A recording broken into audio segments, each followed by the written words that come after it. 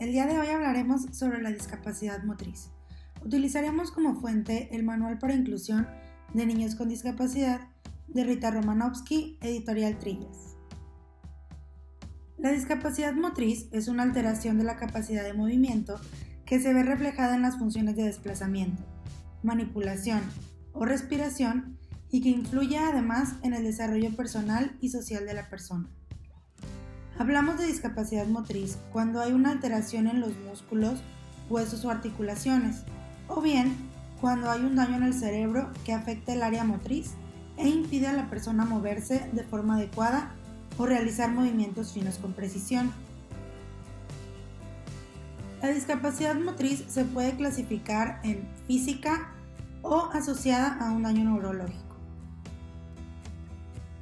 La discapacidad motriz física es cuando las personas presentan limitaciones en el movimiento de alguna o algunas de las extremidades, huesos, articulaciones o músculos, o carecen de una o más partes del cuerpo desde el nacimiento o por causa de algún accidente. La discapacidad motriz con daño neurológico se refiere al daño originado en el área del cerebro encargada de procesar y enviar la información del movimiento al resto del cuerpo, lo que origina dificultades en la movilidad, uso, sensaciones y control de ciertas partes del cuerpo.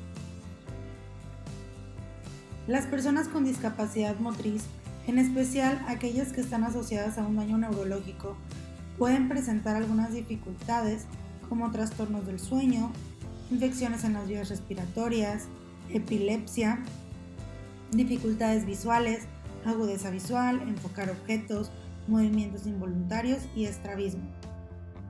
Problemas auditivos, anemia, estreñimiento, sobrepeso o, en su contrario, bajo peso.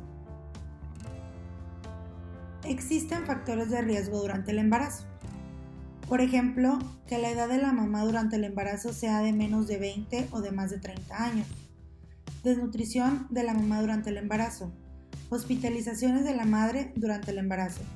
Uso de drogas o intoxicaciones. Consumo de medicamentos en los primeros 3 meses de embarazo. Enfermedad descontrolada de la mamá, como diabetes, hipertensión, etc. Durante el nacimiento también hay factores de riesgo. Por ejemplo, el trabajo de parto prolongado, parto atendido en condiciones inadecuadas o por personal no calificado, APGAR bajo, calificaciones de 4 o 5 o menos, uso de forceps, falta de llanto o respiración al nacimiento, prematurez, bajo peso, parto gemelar o múltiple, etc. Los factores de riesgo después del nacimiento pueden ser traumatismos en la cabeza con pérdida del conocimiento, crisis convulsivas, infecciones que ameritaron hospitalización, intoxicaciones o accidentes. Si el niño o niña presenta un desarrollo motriz significativamente más lento de lo esperado y existe algún o algunos factores de riesgo, es probable que presente discapacidad motriz, por lo que es necesario canalizarlo a un servicio especializado. ¿Cómo y quién debe hacer un diagnóstico especializado de discapacidad motriz? Primero, se debe hacer una evaluación neurológica a través de la exploración. Tanto como el pediatra como un neurólogo tienen experiencia en esta intervención. Posteriormente, una evaluación especializada del desarrollo la puede realizar un experto. Los estudios más frecuentes que se realizan para la detección de niños con discapacidad motriz por daño neurológico son electroencefalograma y tomografía axial computarizada. ¿Cómo apoyar a un niño con discapacidad motriz? Un niño con discapacidad motriz mejorará su funcionamiento si identificamos sus necesidades de apoyo y le proporcionamos las ayudas correspondientes.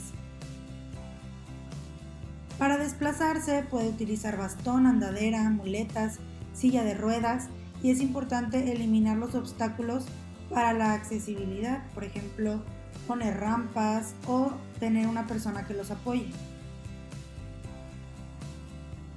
Para mantener su postura podemos utilizar mobiliario ajustado, órtesis, que son definidas como un apoyo u otro dispositivo externo aplicado al cuerpo para modificar los aspectos funcionales o estructurales del sistema neuromusculoesquelético. También podemos utilizar objetos complementarios en las sillas de ruedas como almohadas o sujetadores. Para coordinar, los niños pueden utilizar medicamento, ayudas técnicas, autoapoyos, que son las formas en las que las personas utilizan su propio cuerpo para mantener mejor control de sus movimientos. Para comunicarse pueden utilizar tableros de comunicación, tecnología adecuada, establecimiento de códigos vocales o gestuales. Para favorecer la inclusión de los niños con discapacidad motriz en los diferentes ambientes en los que se desenvuelven, se recomienda tratarlo de la misma forma que a los niños de su edad. Darle instrucciones simples, cortas y sencillas según sus habilidades. Eliminar el mayor número posible de barreras arquitectónicas.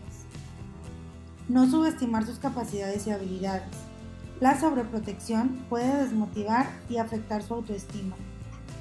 Mostrar las características del lugar en el que esté para hacerle sentir confianza y seguridad. Siempre ajustarse al paso del niño.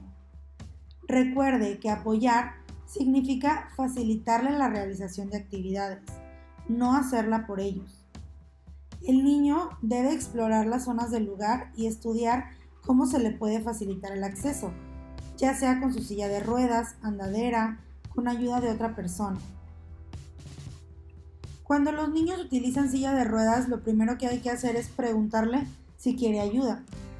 Para mejorar su desplazamiento debemos darle instrucciones de la manera más clara posible, notar las distancias y los señalamientos, brindándole información acerca de rampas, elevadores y sanitarios, así como de los obstáculos con los que puede llegar a toparse. En el salón de clases, la base de un aprendizaje significativo para los niños con discapacidad motriz es motivarlos y apoyarlos en su interacción con compañeros y con los objetos de manera física, permitirle la exploración y manipulación, ofrecerle ayuda solo cuando se detecte que la actividad propuesta es un reto importante. Es importante colocar al grupo de forma que todos puedan verse entre sí. Colocar al niño en un lugar donde pueda centrar mejor su atención y evitar el mayor número de distractores posibles, por ejemplo, cerca de donde hay mucho ruido o paso de gente. Para tener una comunicación más eficiente hay que establecer contacto visual y auditivo. Algunos niños con discapacidad motriz se comunican a través del lenguaje oral, mientras que otros lo hacen a través de formas alternativas, como gestos, movimientos o miradas. Es importante mencionar que la observación detallada es muy importante para darnos cuenta de qué forma se está comunicando. Hay que valorar sus intentos de comunicarse y respetar la forma en la que lo hace. Debemos darle el tiempo que sea necesario para que se comunique. Si empieza a hablar, no lo interrumpa. Espere a que termine la frase y no conteste en su lugar si él puede hacerlo. Algunos niños usan tableros de comunicación con imágenes, palabras o letras. Si el niño o niña tiene dificultades para articular las palabras, no debemos dudar en pedirle que repita lo que ha dicho. Debemos hablarle de cerca y de frente. Si utiliza una silla de ruedas, podemos sentarnos o arrodillarnos para estar al mismo nivel de sus ojos. Estrategias de aprendizaje para niños con discapacidad motriz. Debemos planear las actividades de tal forma que el niño pueda realizarlas de manera gradual, es decir, de las más fáciles a las más complicadas. En lectoescritura, utilizar sus habilidades para la iniciación de la lectoescritura, proporcionar material didáctico que pueda manipular, utilizar la tecnología que pueda facilitar la toma de apuntes, resolver exámenes, etc.